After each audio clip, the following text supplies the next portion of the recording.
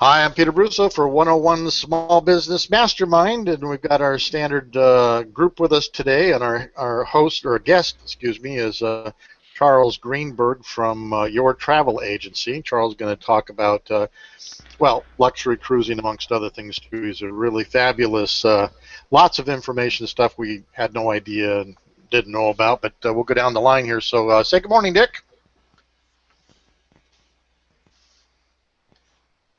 And say good morning, Dick. Good morning, everyone. I just didn't realize I had myself muted. Sorry about that. Yeah, we've got to get into that habit of going along. And say good morning, Frank. Good morning, Frank. And say good morning, Mark. Good morning, everybody. How you doing? And say good morning, Phil. Hey, good morning, Phil. All the way from Chicago, man. Chicago. Iraq. And good morning, Gordon, our Scotsman at large. Good morning, gentlemen. Everybody loves his accent. And Charlie, say good morning, Charlie. Good morning, all. Nice to be with you today. Okay, great. Well, let's kick it off. I got this email through one of my clients' websites that I did, and I'm going to share it because what it is it makes SEO people look really, really bad. These are the companies that give us a bad name, but I'm going to show how clever they are to take your money and do nothing. So I'm not going to mention who they are by any means, but we're going to have everybody tell me when you've got my document up. It's there. Got it. Yes. I see. Okay. This guy says, hello, my name is Curtis, and I found your website online. I know you probably get emails like this all the time, but please read the entire email as it is really, really could help your business. By the way, Frank, I broke this down into more readable sentences. He had 2 big, long blocks. I'm a marketing consultant in San Diego, California, and I found your website online, but notice that for some of the major keyword phrases like Indio, California, auto accident attorney, which gets over 1,500 times a month, gets searched over 1,500 times a month, you're not anywhere to be found on a major search engine like Google. Now let's stop for a second. Okay, for those of us, here's a Control-Alt-Delete in the mathematical world. This is called what they call in the mathematical world a math induction. And what math induction is you prove K, the first state. If you believe that, then every other piece that they put together is logical and will end you up at their logical conclusion. Now, so the first thing he says is Indio, California auto accident attorney. Now this is a personal injury attorney of mine, client of mine, Jim Chickalese, phenomenal guy. I went to my tools, and Indio, California auto accident attorney is never searched, ever, ever, ever. So what they have picked is a term that is never searched. Now, here's their gimmick. The automobile insurance, or the accident, the PI, the personal injury attorney would like me to have this specifically because it's searched 1,500 times a month. Gee, you'd like to have that traffic. And they're saying that they can get them on the first page for that search. And the answer is they can. Because nobody searches for this term, they're guaranteed, if they put the property up and push it, to get that, so they can come back and say, put in Indio, California auto accident attorney, and bango, you'll be there, aren't we great? Okay? And it says, I want to offer you to put your website on the first page of Google, and you don't have to pay any monthly fees unless I can actually get you on the first page for your keywords. Okay? Now, he says, I know it sounds crazy, but I'm so good at search engine optimization I can make a guarantee like this. If you want business from your website, then we talk. I can also show you some of my other happier clients who dominate the marketplace or Google. My prices are very affordable. There's risk on your part, but if I fail to put you on the first page, then you do not have to pay any monthly fees, as I take all the risk. I can get you ranked for whatever keywords you want. Now that's a big, but if you get on the first one, you might believe on the second one. They come up with the excuses why you're not, but they still got you on the first one. No one searches for. So he literally goes through here and he says, I'm sending this email out to 27 other personal injury attorneys in your local area. By the way, from my competitive analysis, which is my pillar number 1, the winning pillar, which is you understand your competition, there isn't 27 other personal injury attorneys in the local area. This is all garbage on his part. The first one to take me up on the offer gets it, as I can only work with one type of business per city. So if you're interested, please respond ASAP as soon as possible is what that means, so you can lock in your city. This is a sales letter that this guy literally understands the search key phrases that are never searched, can get them up there. It sounds reasonable, but would lead to no traffic, only my client paying more and more and more. And yet he can see he's on the first page. Why isn't he getting any traffic? No doubt they'll sell him some other conversion tool or this or that tool. And this is what makes my industry, these guys make us look bad.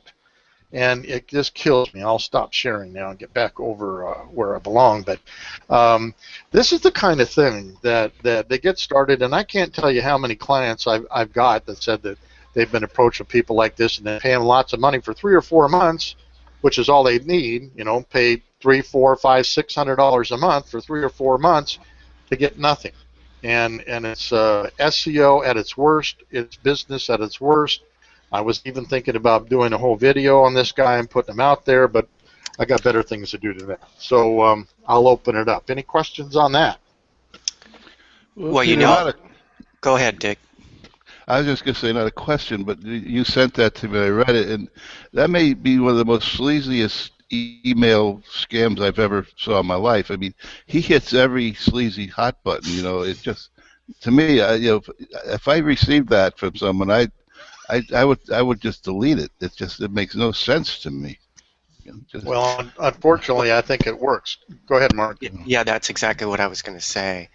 Peter and I know, because we get out there, how many people fall for this and pay for it. So then we approach them and we say those words, and they look at us like we're the evil empire. And they don't even want to talk to us. They don't want to have anything to do with us because they've been ripped off before.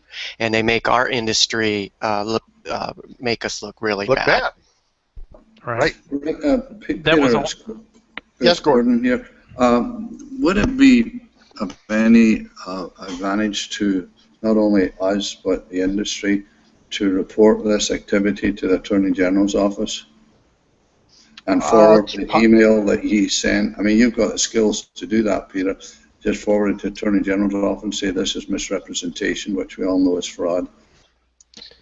Yeah, the only thing that's misrepresentation is 1,500 searches a month, which you could say that was an honest mistake, but the rest of it works. And he's right, the rest of it would work, except for, remember, well, you don't remember, but back a while back, we had a conversation, or I did, a Control-Alt-Delete conversation about SEO key industry attributes, or one of which is a low competition value.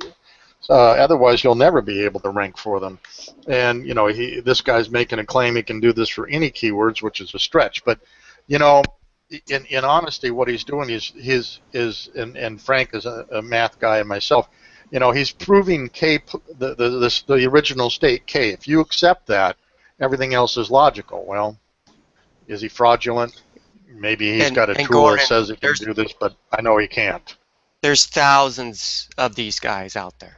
Thousands, if not tens of thousands of people are doing this. They're using a program called Lead Kahuna. I'm very well familiar with it, and what it does is it scrapes the entire internet, looks for emails, does this search automatically, sends out this pre-templated email using merge fields. So it took that Indio keyword, popped it in there automatically, and who's ever using this, they're not manually writing that. They're sending it out to thousands of people in one click, hoping that at least 1% respond. And they do. They do, yeah. But again, it's an FTC violation. I mean, I don't know if you heard the news the other day, but Red Bull, have you heard of Red Bull energy drinks? Well, of course. Okay. Yes, I heard today. Did you hear about that lawsuit that they just lost? $13 million. Class action. Yep. I didn't. Because they failed to give people wings. They failed. The one guy sued because he didn't get wings, and in their trademark it says Red Bull gives you wings, and he's been waiting for his wings for so many years and never got them from Red Bull, and decided to sue. So there was a misrepresentation there, and there was a class action lawsuit. And Wow. anybody can go in and register. There's no proof of purchase required, and you get a $10 cash check or $15 in Red Bull products. Wow. That was just came out today. Wow. Well, maybe we should, Gordon, but you know, I've always been I wasn't always that kind of guy, but I'm more the guy that let's look at the positive here. Let's just continue to build our business than spend our energy destroying somebody else's. And I think Frank taught me to raise the bar, right, Frank? Raise the bar. And also, Peter, how do we really track this dude? You know, we don't know if it's really Curtis or whoever it is. No. Well, I do know the website. He sends you right to their website, Right. and so we have a website, and we have them in San Diego, so we probably could show up on the doorstep if we wanted to. So Peter, With can I ask you a question? Yeah. So you got this from one of your existing clients. Well, And I got it. No, wait. I have a form on an existing client website that basically says, if you were injured, tell us about your injury, and you fill out all this stuff, and you send it to Jim so he gets a heads up as to what's going on. They use this form to send that email through to us. Okay. So did it raise any questions from your client? Like, hey, this guy says he can do this. What do you think about it? Not yet. Okay. I preempted that by sending Jim this is the kind of guy this is the part of the industry that gives us a bad name. And I explained what it is he's doing, and I sent him the Market Samurai search on that keyword phrase to show that nobody searches for it and is in nobody's website. Literally a 000 across the board. Right. The thing that surprised me about the letter that you put up is that he didn't use a weasel word like up to or as many as, that he said 1,500, because that's typically used in this kind of thing. But he as I read it, it looked like he said 1,500 searches for Indio accident attorney or something close to that. That surprised me. Yes. Well, and that's the falsehood, and we accepted it to be true. If that's true, then he should be able to get you on the front page. But if you look at that, and the reason why he could take that keyword and get you on the front page, Charlie. Yep. Yeah, you want to unplug that, Charlie. He can get you on the front page of a Google search for that keyword, utilizing a landing page like Mark and I have done, a highly optimized landing page, to prove to you that he can do it for that keyword. The problem of it is nobody searches for that keyword, and that's why he can do it. Yeah. Which then leads you to believe that he can do anything for all these keywords, and I'm going to pay him lots of money and get out there. Yeah. And that's the falsehood. It'll take 3 or 4 months to figure out that he's not really delivering anything, and that's all he's counting on. He'll get it. He'll move on to exactly. And let me tell you exactly some of these people are paying. That's $400 to $500 to $1,000 a month. A month. He's Peter absolutely right. Seen it firsthand. Yeah, I got a client, CastConcreteSite.com, Rex Seawright, and he was paying almost $600 a month, and he paid it for 6 months and never got anything. But they unfortunately offered a money-back guarantee. I tell you, get your money back. I'm going to take it and put you on the first page legitimately. You know, we're going to get your digital footprint out there, which I did. You know, but there you go. Just hate to see stuff like that get out there and utilize the tools that do in fact work, but they lie to you on the first premise, and then they make it look true, which they can, and then the assumption is you can do that with anything and they get paid. So anyway, that's my A block section. I have a comment. Yeah. Because you know how much I love words like SEO and control, alt, delete, and alt. I just love this stuff. I can't get enough of this. I know it. Okay. And again, I because of my limited knowledge, I can only understand things by analogy. And I'll talk Peter and Mark. You're going to go swimming, and there are two places you can go swimming. One is really dirty, grimy, disgusting water. The other is really, really clean and clear and pure. Where would you swim? Obviously, swim in a clean, clear, pure water. Well, it depends on This what's on guy- the other side, Dick, or it depends on what's on the other side, Frank. Well, okay. All right. Practical. This guy, If you have a beautiful one on the other side, I'd swim through the dirty water, possibly. You know? Okay. It's Pam Anderson was right. Guys do not think with their head. The point being is that this guy has dirtied the SEO pool, and when you guys go out and promote that you can do SEO, and I'm a non-techie guy, and I know about this guy, I think you're one of those. I think what he's done is he's dirtied that pool, and until it's cleaned up, get out of that business, call it something else, because you associate yourself with that dirty pool when you talk about SEO and that kind of stuff. That's my thought on that. It's called poisoning the well. Well, There you what go. it is, it's more than just SEO. It's destroying the industry, Frank. Because I'm not in the SEO business, but I'm in the internet business. So people have already been in that dirty pool, so to speak. So they look at the whole industry as dirty. Okay. Right. But okay. Anyway, ahead, Frank. And that's a major, and Frank, that's a big challenge that I have, because people have already been tainted one way or another by so much rip-off out there on the internet that when I walk in there and I say, hey, I want to do some internet ads for you on my website, they just give me a terrible look and throw me out. Okay. That's where you have to minimize that risk for your potential prospect, and that's the way to get them on your roster. So you have two choices: get out of the business or change your story. Okay. Oh, Frank, I'm so glad you said that. I have Frank, here. but you're right. I have here, Frank. What does winning, jam, flow, and congestion all have in common? Say that again, please. What does winning, jam, flow, and congestion all have in common? Okay, I'm not sure I know. What do those have in common? Those are my four pillars. The winning strategy, right? Understanding your niche in the marketplace.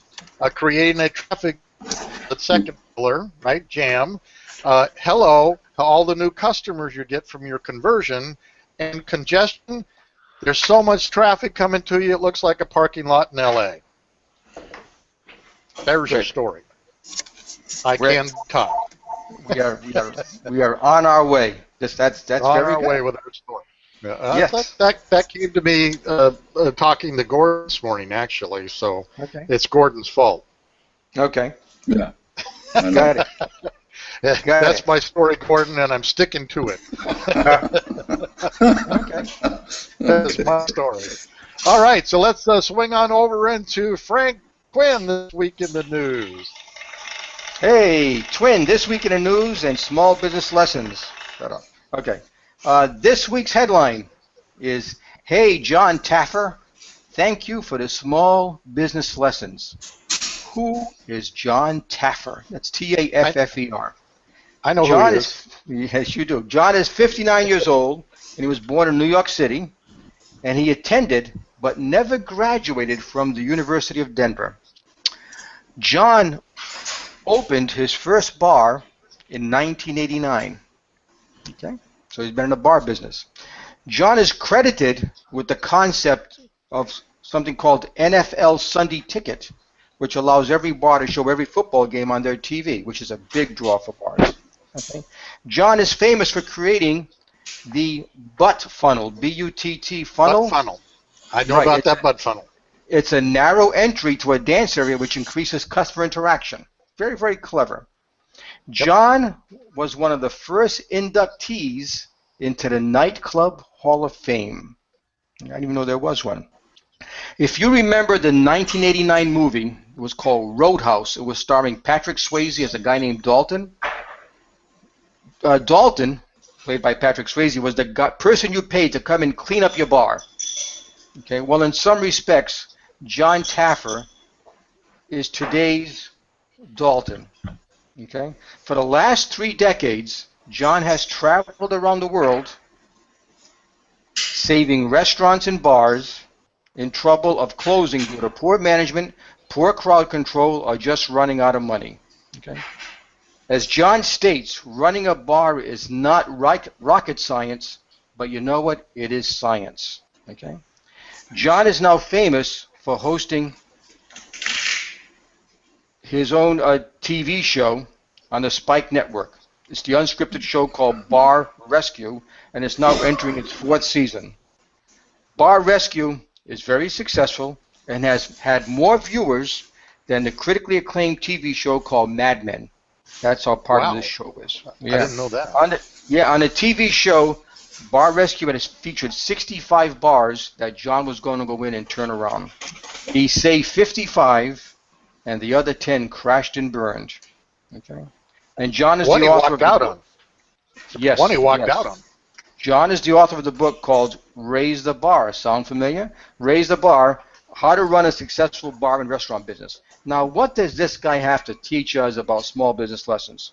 Well, I got four quick small business lessons that every small business owner can benefit from courtesy of John Taffer. Small business lesson number 1. By the way, there's an awful lot of background noise. Anybody know what that is? I think it's Gordon. Go ahead. I just Thank you. Okay. John said, and this is so clever, bars do not serve Budweisers. They serve customer reactions. It is not the taste of the product that sells. It is the experience of drinking and dining. And I said, wow. Look how profound that is. Here's a small business lesson. Regardless of what you sell, whether it is a product or a service, it is how the customer reacts after you deliver it that really matters. If they have a good experience, they will recommend you. If they have a bad experience, they will tell all their friends. We are all in the customer reaction business. As a matter of fact, if you know my program called 27 Seconds, that's the basis of it. It is the reaction that the listener has after our 27 seconds that really matters. That's small business lesson number 1. Small business lesson number 2, again, refers back to my 27-second program. If you recall in last week's podcast, number 8 of my 10 types of 27 seconds is called P&N, package it and name it. John has taken his wisdom and packaged it into a series of talks he gets paid handsomely to give around the world. He named this package Taffer Dynamics. Recently, John gave a speech on Taffer Dynamics for 4 hours in LA, and he received $70,000. Not bad for 4 hours worth of work. The small business lesson, in your business, everybody here, you do things different, you do things your way. Package it and name it. What you do you may be able to sell your wisdom, and as I state, this could be your family's 401k. Small business lesson number 3. John recommends that all of his bar and rescue clients trim down their menu. Here's John's quote. Too many choices confuses the customer, and they buy less or they buy nothing at all. Small business lesson number 3. How many choices do you offer your clients? Trim down your offerings. A confused customer does one of 2 things. They delay or they decide not to buy. Both are bad for you. Small business lesson number 4 came from last Sunday's episode of Bar Rescue. John was sent to Huntington, New York to rescue a bar that was within 2 months of filing bankruptcy. John surveyed the market, and there were 12 bars within 2 blocks of the bar he was challenged to save. John went and surveyed the other bars who were all very successful. Now, what would small business owners typically do? They would copy what one of the successful bars was doing, maybe offer a similar service but at a lower price. Big mistake. Yep. Right. Here's what John said on a TV show, and I quote John Taffer. He said, I surveyed the other 11 bars, and I'm telling you right now, the one thing that we will not do, and that is copy what they are doing. We will do something completely different. He did, and he saved the bar. The small business lesson number 4, and the last one is, being different is better than being better. And gentlemen, that's my twin for this week. Thank you. And I would have to say that what he did was he created an old time, and by the way, it was Huntington Beach, New York, not Huntington. Okay. No, it's Huntington Beach, New York. I was taken back by that because I thought he was in Huntington Beach, California. I didn't realize it was Huntington Beach, New York, but he made it a speakeasy. A speakeasy. Prohibition. Amendment 21 of the Constitution. And in the speakeasy day, they had doors and things you couldn't see in, passwords and all that stuff. So he created a false front, and he called it the P&O Oil Company or something. P&Qs. P&Qs for Pints and Quarts. Right. Pints and Quarts story, which, by the way, they didn't tell right in the beginning. But at any rate, the long story short is that here everybody comes, and there's this false front with people standing there. Here's oil cans and this and that, and they want to get in, and he rotates part of the wall rotates, and they go into the bar. And the bar was then made into gee, it sounds like I'm part of your twin here, but I watched that episode. But the bar was remarkably transformed into the 20s with nice lounge couches and very elegant looking. The drinks, they redid the drink. Fascinating show, but yeah. What he did do is what you always say too, Frank, and in my first pillar, it's called winning, where you do a competitive analysis of your competition, find out what they're doing, and then don't go there. Create your own niche and let them chase you, which is what I say, and that's exactly what Taffer did with that bar. Yeah, so, John saved that bar not by that bar being better, but by that bar being different, and everybody had to go there to check it out. And if you give good service and you sell customer reactions, not Budweiser's, the crowd keeps on coming back. Again, I recommend the show. It's on Sunday nights. I recommend a show to any small business owner. You can learn so much from. And what's nice about John Taffy, 6'2", he is loud, he is boisterous, he throws things, he walks out, he's being sued by one of the guys in the show from last season. Anyway, that's another story. But anyway, there's so much to learn from a guy like John Taffer. And and I have not read his book, but I have watched enough shows. His knowledge is just good old-fashioned common sense. Mm-hmm. Everybody on this podcast, and I see the pictures of everybody here at the bottom, has knowledge in their industry, which is good, cold, common sense. If each of us would package it, name it, and promote it, maybe we won't get $70,000 for a 4-hour talk, but we have a lot of value here on this podcast. I got $60,000 for a 1-hour negotiation. Does that count? There you go. All right, Donald Trump, the art of the deal. Can I jump in with a comment? Absolutely. Point number 3 that Frank made is really good, and it's one of the principles of direct marketing also.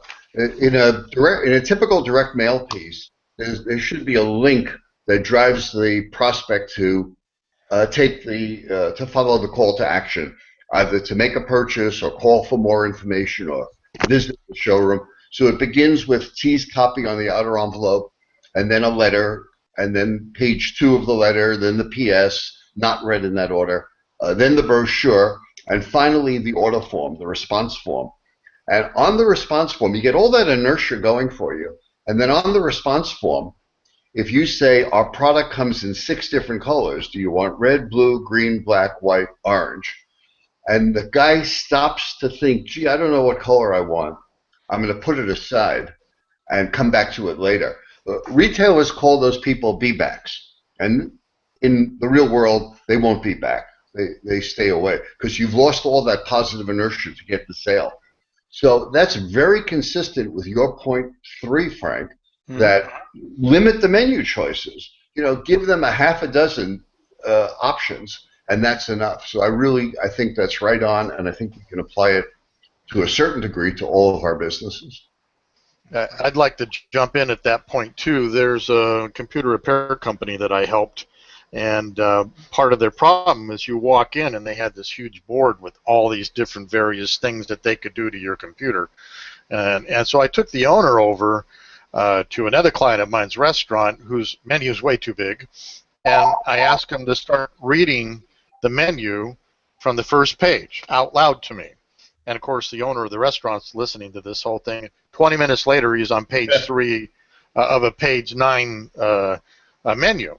And I said, okay, you can stop now. And I said, you've taken 20 minutes to read the first 3 pages. Do you think that this is too big? You think if we could just have one page and here's your appetizers, here's your entrees, here's your dessert, that's it, done deal. Wouldn't that be better? And he goes, absolutely. I said, now let's go back over to the store and look at your menu up there.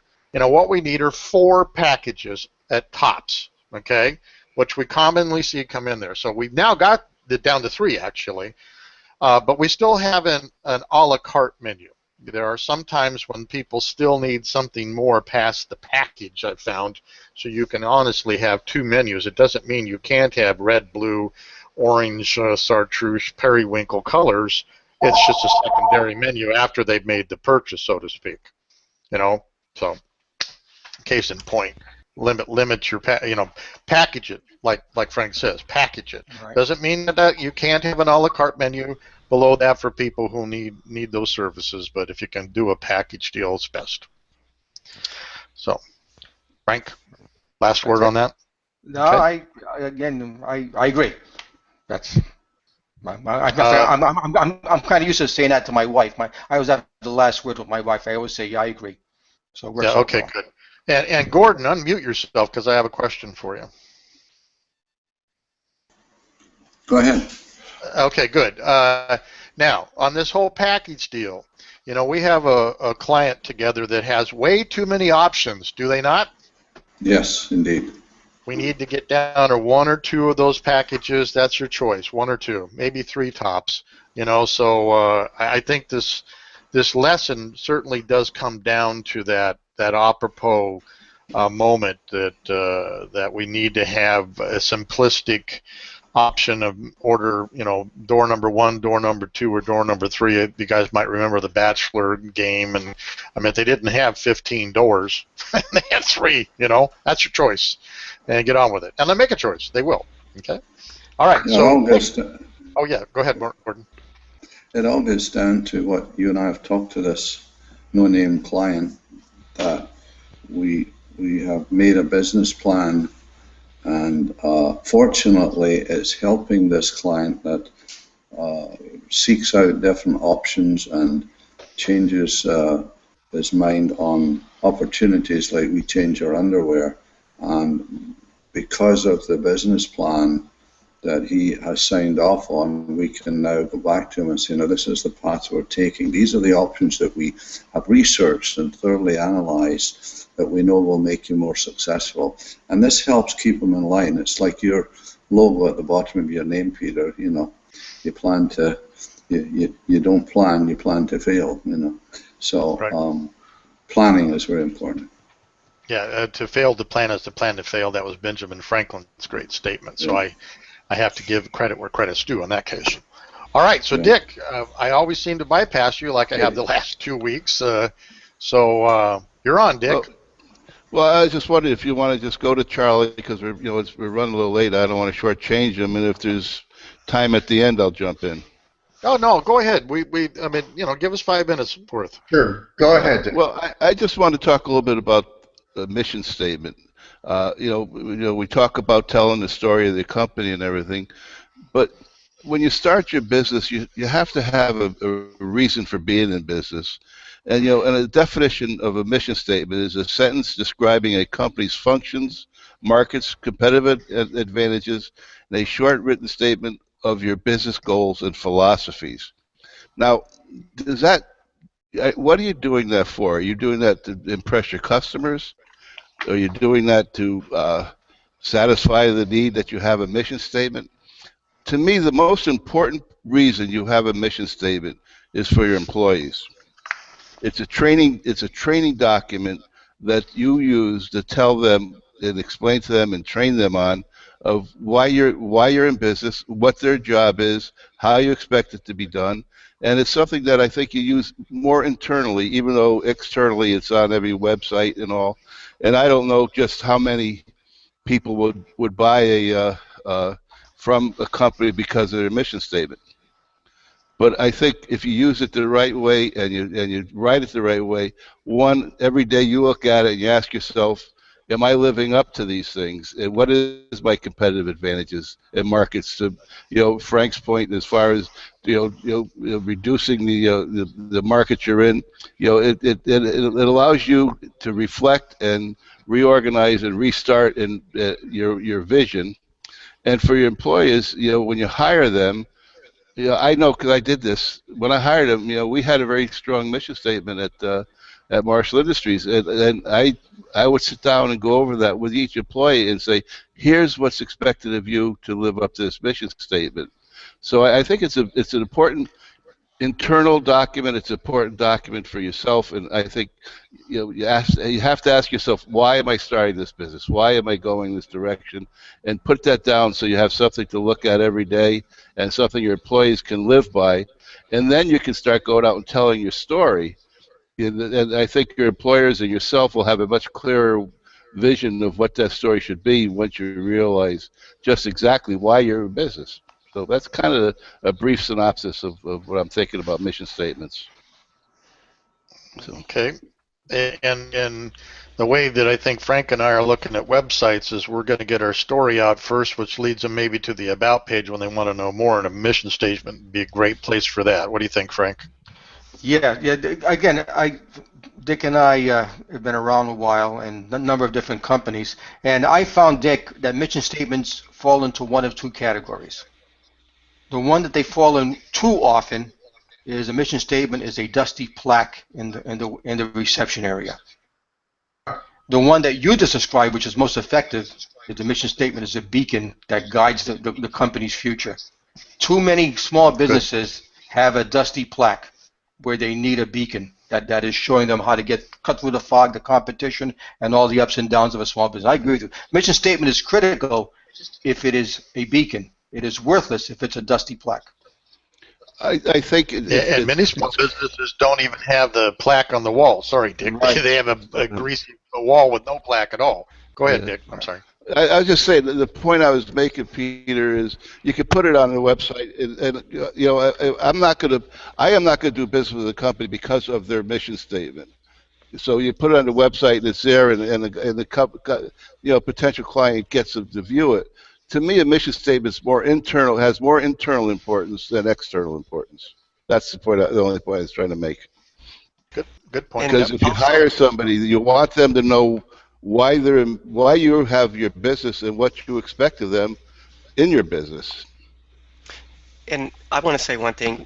Maybe Gordon could follow up on this. Wouldn't it be also part of your business plan, Gordon?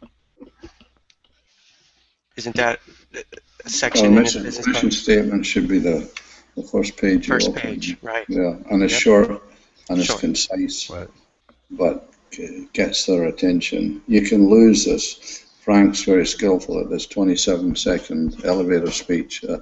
You've got 2 or 3 seconds for someone to read that mission statement, and if it's inadequate, then they probably don't read the rest of the plan. So. Good point, Mark. All right. Okay, so without any further ado, Greenberg, travel agent par excellence, also beginning a great podcast over on YouTube for those that are interested. It's a luxury travel podcast on YouTube. I'll have a link on the website too. So Charlie, kick it off. Let us learn about your business. Thank you so much. It is a pleasure being here with your group this morning, or I should say today. Let's just start at the beginning. I love to travel. You heard probably from some of my comments a little bit earlier that I understand marketing and I have a marketing background, but for many years, since I was a kid, I loved traveling, seeing new places, meeting people, learning how they live, and it was a natural extension of that love to get into the travel business.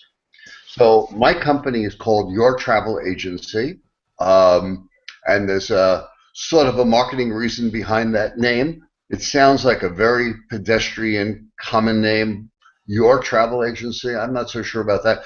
The reason I named it that is because all the travel suppliers, the cruise lines, the tour companies, they'll often say, call us, because they would rather get the direct sale rather than go through an agent and pay commission. They'll say, call us, and give their 800 number. And then below that, it'll say, well, call your travel agency. And I always tell my clients that when you read that, they're really talking about me. So I get, one could say, millions of dollars of free advertising every day because saying Your Travel Agency. My agency specializes in cruise vacations because we do land tours also, but cruise vacations are something that I enjoy the most. I think it's the best way to travel for a whole bunch of reasons. You get to see, for a long time, it was just the coastal cities, the major coastal cities of the country. And now with the popularity of river cruises, you can see the heartland of a country as well. Europe, Asia, United States. And I love the idea of going to sleep at night and waking up and your hotel has moved to a new city. I like the idea of coming back in a country where sanitation may not be the best, may not be up to Western standards. I like coming clean room and a restaurant where you know that the hygienic conditions are very good. And those are some of the comforts I get. I am in the process of building the business. It's doing well so far. I'd like to grow it even more than it is. And I know I haven't done a great job on social media. I have to step up to the plate and do that. The difference between what I offer, I mean, there are some people out there who don't even know that a travel agent still exists. They're, they'll say, well, why do I need a travel agent? I can just go online and book it myself. And I've often said that's true if you just want to get from one city to another city, or if you need a hotel room for 3 nights in Chicago or wherever. But for anything that's a little more complicated, like a cruise, you really need somebody with some expertise to make sure that your vacation lives up to its expectations. Things like, to begin with, what cruise line do I want to go on? Because each cruise line has its own personality. If you're a fun, boisterous, exuberant kind of person, you don't want to go on a ship where the evening entertainment will be chamber music. Likewise, if you're a more sophisticated person, you don't want to get on a ship where the activity of the afternoon is the hairy chest contest. And that's an example of what an agent will provide, a knowledgeable agent, making sure you're on the right cruise line. The right ship is next, an itinerary that lets you see the parts of the world that you'd like to visit, the cabin that you choose on the ship. They come in all different flavors, from the least expensive inside cabin with no window on most ships to a suite, which is more expensive. And the dining option would be something else. The mainstream cruise lines offer 3 different dining options these days: early seating, late seating, and anytime dining. I have a preference, but I'd like to find out what my client's preference is. So I'll ask a bunch of questions before I make a reservation, or before I even make recommendations to a client. Very often I'll say something like, even if you've never been on a cruise before, tell me what your best travel experience was. And if they tell me that they enjoyed staying at a Days Inn hotel, that gives me a clue to what they're looking for. If they've stayed at a Four Seasons or a Ritz-Carlton, I'll know the kind of experience that they're used to. So those are examples of the kinds of questions I'll ask a client to make sure that their vacation is going to meet or exceed their expectations. One other piece of interesting information about my business is that I don't charge a fee. The price that my clients pay will be the same, or in some cases less, than what they would get directly from the cruise line or the travel supplier, or even some of the large internet websites, the big companies. I won't mention any names right now, but those are examples of ways that I serve my clients. And for me, I like the idea of helping people. I mean, I like making the sale, and that's nice, and I'm in business to make a sale. But I got a phone call yesterday of somebody who got back from a European cruise, had a great time, and he's going to share some photos with me, and he had a great experience, and that's the kind of thing that leads to referrals, which is the heart of my business, the heart of new business for me, getting referrals. So that's sort of a summary of what your travel agency is all about. If I could jump in for a second, Charlie, being your navigator on your podcast series, one of the things that you're really into, which has been lost, if we use some of the travel websites and stuff, we get an experience, whatever we get. There's no way to fine-tune it. If we get in trouble, there's no way to fix it. But a travel agent, on the other hand, can really help to craft your experience for your vacation. We should talk river cruises, seasickness, things like that. My favorite ship would be the one with the blankets and the bouillon. That wouldn't fit for a lot of other people. Can you spend a few minutes talking about how you end up working with a client and tailoring the experience, which is one of the things that Frank was bringing out with the Taffer story? You're not selling a cruise, you're selling an experience, and if it isn't going right, you get in the middle of it to help it. Can you talk about that? Sure. Absolutely.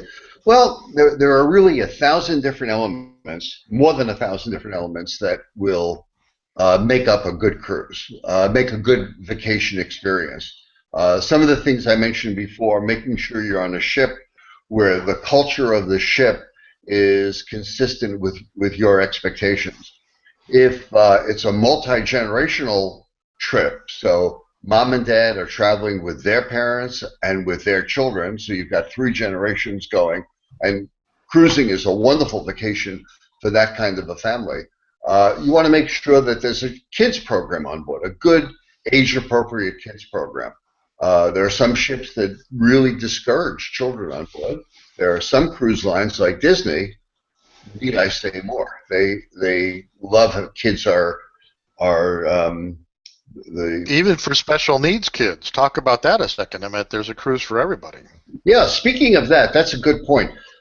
Disney, I just mentioned Disney a second ago. Disney has a wonderful policy, almost no child left behind kind of a policy. They have counselors on their ships who are trained to work with kids who have developmental issues, physical issues, mobility issues, a child with autism, and they really have a trained professional staff on Disney ships that will work with youngsters who have that kind of a problem.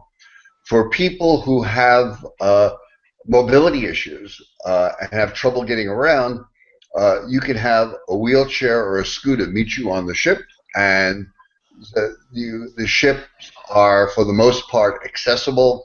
There are accessible cabins on the ship.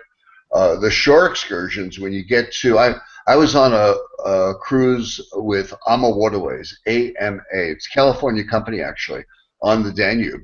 And they offer shore excursions, as do most cruise lines, with different gradations of exercise, of how much you have to put out. And everybody gets to see the same thing, but the people who have mobility issues, they get to see it from further away. They get to see the place from a distance. Somebody else who doesn't mind walking on uneven bricks up a steep hill, they'll get to see the site even closer. But there's something for everybody. I think the extreme, I don't sell these myself, but there's a company that provides dialysis at sea. So if somebody is a dialysis patient and they want to travel with their family, they can have their dialysis treatment. I have a friend who's a nurse who has in the past worked for that company that does dialysis at sea. So, Peter, to your point, there is a way for almost everyone to get away and have a great vacation. A knowledgeable travel agent knows this. If you call any one of the cruise lines on their 800 number, there's no way that Holland America, excuse me, 1 second, so sorry. There's no way that Holland America or Royal Caribbean or Princess, when you get one of their agents on the phone, that they're going to recommend another cruise line. But an agent who's independent, all they care about is making sure that their client is happy and not trying to serve the bottom line. That's a significant difference. And you're trying to serve that customer experience. Yes, go ahead, Gordon.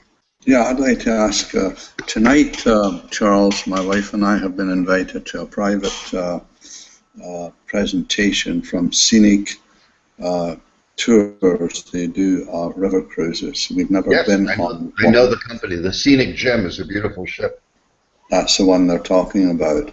My big apprehension, and maybe you can prompt me for some questions, of course, rather than book it through them, I would come through you, but if we decide to do it, my big concern is the size. We're used to the penthouse level, and the size of the rooms are terribly small. And the other question is, you should turn that off, Charles. The other question would be, what about the dining? We're used to dining. We enjoy each other's company, and we'd rather dine by ourselves. And once in a while, you mix with other people, of course. But are you restricted on these cruises to who you sit with? And what about the size of the staterooms? We wouldn't want to get claustrophobic. So before we go to this event, it's at the Ritz-Carlton tonight in Palm Desert, the new Ritz-Carlton. And any suggestions or questions I could ask, then I don't have to book with them. They'll try to close us, of course, but I would come back to you and get counsel from you. Any questions you think I should ask them, Charles? That's very kind of you. Thanks for saying that, Gordon. I appreciate that. Let's start big and go small.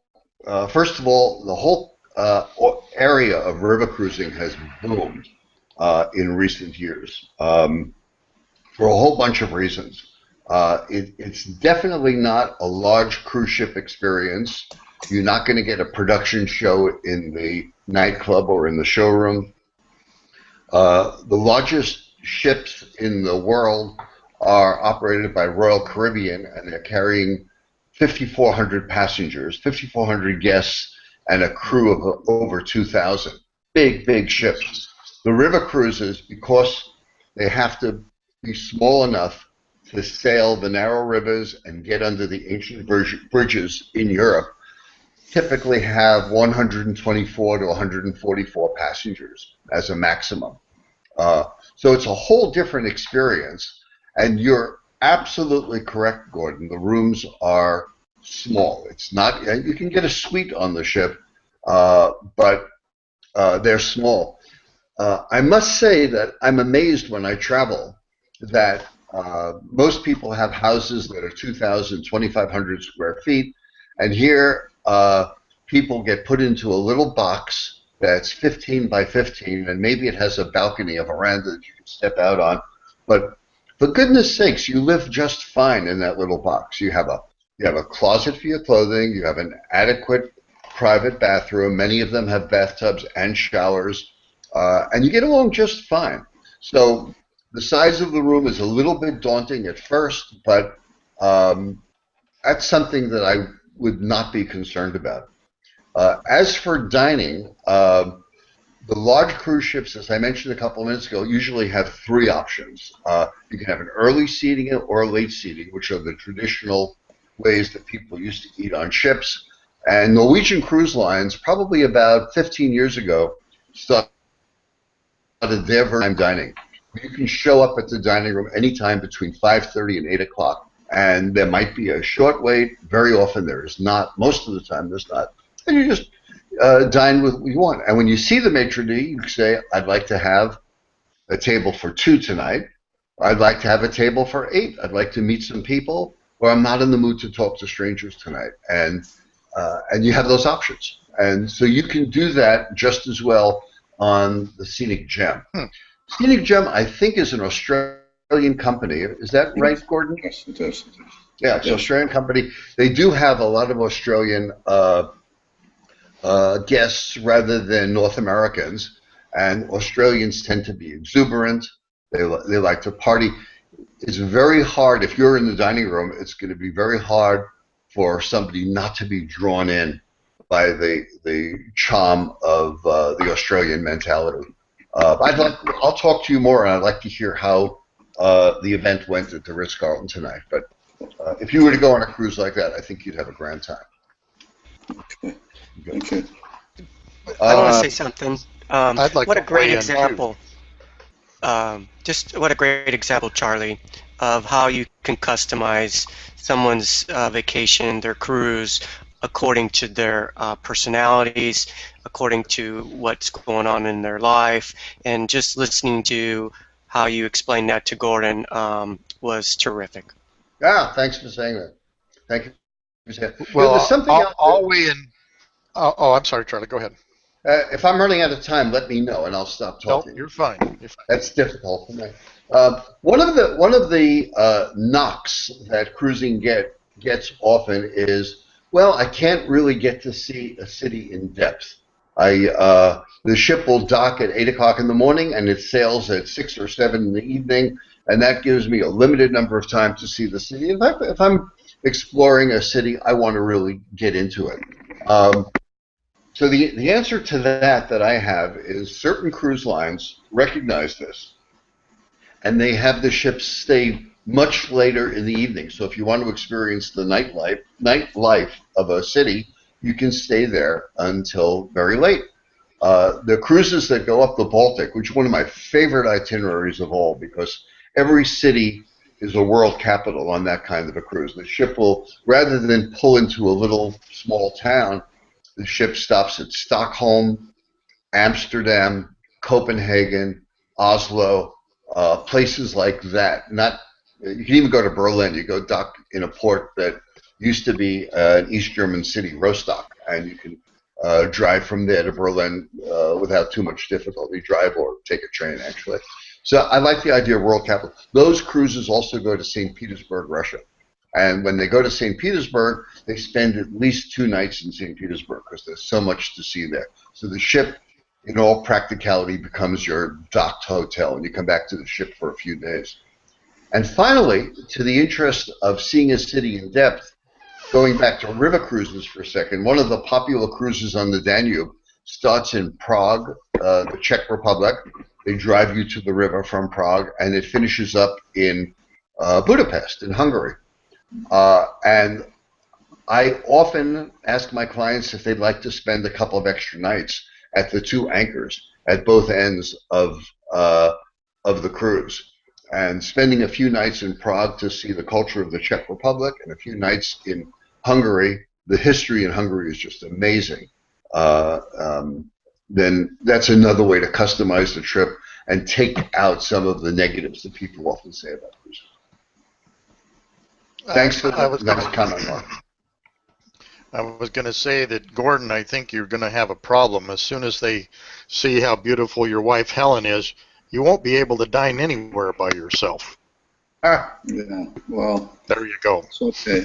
If you enjoy it, we have a good time together. So, no, quite often we'll meet up with people and then we make foursomes and sixsomes, but we like the opportunity or the privilege of having it. And usually, one thing that Charles is very much aware of, and it might be helpful to anyone that's viewing this podcast, when you go on Crystal and Silver Seas, they have what they call VIP. I don't know how that really fits, but you pay extra money to go into the private dining rooms, and that's where we always dine after you take care of the maitre d'. You have the privilege of going in there every night.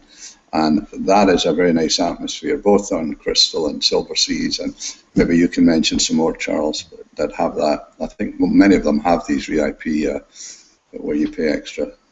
Yeah, all the cruise lines now have what they call specialty restaurants. But that's what it is, specialty restaurants. Yeah. Gordon made a really good point. I was at a travel seminar for travel agents a few months ago, and there was a speaker from one of the luxury cruise lines, and I like luxury travel. That's Peter knows the name of our podcast is Luxury Travel. Luxury Travel values. I like luxury travel, and I don't want to be the person on the ship who paid the most for his cabin. I like good value and a good experience. But this speaker from one of the luxury cruise lines, I won't mention which one, he put up a slide, and there were two columns on the slide. One is what a nice balcony veranda cabin would cost on one of the mid-priced popular cruise lines. And the second chart was what he charges for his company. And his company was a lot more expensive, well, significantly more expensive. And he said, that would be a funny thing for me to put up, right? But he made a very interesting point at the end of his talk, and that's where I'm going with this. And he said, let's look at the less expensive cruise and the things you're going to buy while you're on the ship. Well, you're going to have shore excursions, which are included on most river cruises, by the way. You have shore excursions, alcohol, gratuities, a whole bunch of different expenses. And when you add that up and you take a look at what the more expensive luxury cruise lines were offering, it's not that different. They get much closer to each other. And, of course, the experience on the luxury cruise line is terrific. It's terrific. They stock your bar for you in your cabin. The steward will come in at the beginning of the cruise and say, we have 3 fragrances of soap for your bath. Which would you prefer? Things like that. And he finished his talk with something that's going to stay with me for a long time. That it's not what you pay to get on the ship. It's how much you pay to get off the ship at the end. And I thought that was a very funny, very good way to put it. For people who are interested in that kind of an experience, the luxury cruise. I would underline what you're saying and concur with you wholeheartedly. We started out in our married life trying the middle of the line. Now we only go Silver Seas, Crystal, or Regent, the top of the line. And at the end of the day, the margin, the difference, is not that significant, but the value is double-fold, triple-fold. Yeah. Isn't it great when on the first night you walk in the dining room and they recognize you by name? Good to have you back, Gordon. And Yes. It's so nice. Yes. Yes, that is part of the experience that you're paying for. And There's the an butlers old that you're waiting to call. there's an old marketing expression that they've long forgotten the price they paid after they remember the experience they had. And I may be bollocksing that up a little bit, but I think you know what I'm saying. That the experience stays around a lot longer than saving $10. And that's something for all of us to take away. Yeah. Good. Okay, sounds good, guys. I think we're going long. And does anybody have any questions at all before we say goodnight? Dick? I just want to mention Charlie does have a terrific blog on palmspringsport.com, Luxury Cruise Values. Terrific we need blog. to get his podcast link over there is what I was trying to tell you. Right, most definitely. Yeah, okay, good. Anybody else? All right. Well, say goodnight, Dick. Good night, Dick. All Good right, night, guys, Dick. hang on. Hang on. Good night.